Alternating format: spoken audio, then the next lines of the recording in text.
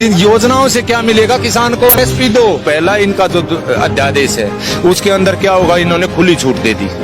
किसको दे दी? व्यापारी को, छोटे को, बाहर की कंपनी को या अंदर की कंपनी को। उससे सिर्फ निजीकरण को बढ़ावा मिलेगा। इसको निजीकरण में ले जाने की कोशिश है। सिर्फ ये सेक्टर बचा हुआ था देश का कि इसमें निवेश कैसे हो। किसान चाहे मरो, लेकिन विदेशी कंपनियां और हमारे देश के बड़े बड़े उद्योगपति इसमें घुसाए जा रहे हैं और किसान बर्बाद किया जा रहा है। इस तीनों एक्ट में अगर एक चौथी लाइन सरकार लिख देती कि किसान का एमएसपी से नीचे एक दाना भी नहीं खरीदा जाएगा तो हमें कोई आपत्ति नहीं थी।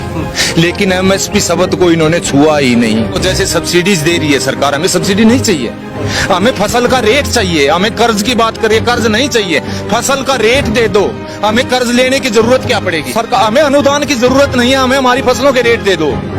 हम खुद इतने समर्थ हैं, देश को हम और भी ज्यादा भर देंगे, समर्थ बना देंगे। पूरा चीन का युद्ध लड़ रहे हैं बॉर्डर पर सारी मीडिया, वहां से थोड़ी फुर्सत मिली। हॉस्पिटल जिसमें अमिताभ बच्चन थे, नानावटी, उधर जा खड़े हुए। उधर से ये विकास दुबे पर आ गए, विकास दुबे से ये वापस फिर इसमें सचिन पायलट के वहां चले गए। किसान की देश के अंदरूनी हालात इतने खराब हो रहे हैं साहब, अब आर पार के बगैर कोई समाधान नहीं है। सरकार ऐसे नहीं चाहती। मैं दावा करता हूं इस पर देश के जितने भी विद्वान हैं, पढ़े लिखे या किसान, आप एक बार अंदाजा लगा के देख लो 2014 में चना, सरसों, धान, कपास, मूंग, मोट, गुआर का क्या रेट था और आज क्या है। कम से कम 2 कदम तो चल के दिखलाते, 2 कदम तो, बल्कि लागत किसान की डबल हो गई है और आमदनी वहीं की वहीं खड़ी है। आज बेचारा बिहार का किसान अपने यहाँ कुछ 1750 के आसपास इसका मक्का का एमएसपी रखा हुआ है, वहां पर 600-700 से ऊपर नहीं बिका है साहब, आप तसल्ली करके देख लो।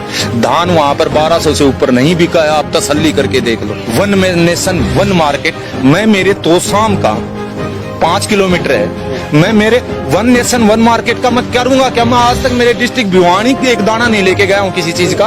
उस मार्केट में कर्नाटक कैसे लेके जाऊंगा, मैं हैदराबाद कैसे लेके जाऊंगा, मैं पटना कैसे लेके जाऊंगा जिसका किराया इतना पड़ा। न्यूनतम समर्थन मूल्य शब्द को छुआ ही नहीं, तो इसका मतलब किसान की बर्बादी के सिवाय इन अध्यादेशों में कुछ भी नहीं है। बड़ी मुश्किल से ये देश खड़ा हुआ था, ये ढांचा खड़ा हुआ था, मंडियों का ढांचा। आज देश में कितने करोड़ों आदमी हैं जो मंडियों में रोजगार कर रहे हैं, कितना किसान का पैसा लग करके कितने बड़े बड़े शेड खड़े हुए थे, ये उसको ध्वस्त कर देंगे। तो सरकार को जरूरत है ऐसे ऐसे कुकर्मों को सुधारे, जबकि ये रोज एक थैला भर के चले आते हैं। अब तो डर लगने लगा है देश की जनता को, कहीं बाथरूम में से कोई नेता मंत्री ना निकला और आते ही कोई योजना लॉन्च ना कर दे। हम सिर्फ चीन और पाकिस्तान की लड़ाई नहीं, अंदर से देश टूट गया तो पाकिस्तान और चीन हमें तो गुलाम रहना है, इनके हैं, फिर वो कर लेंगे।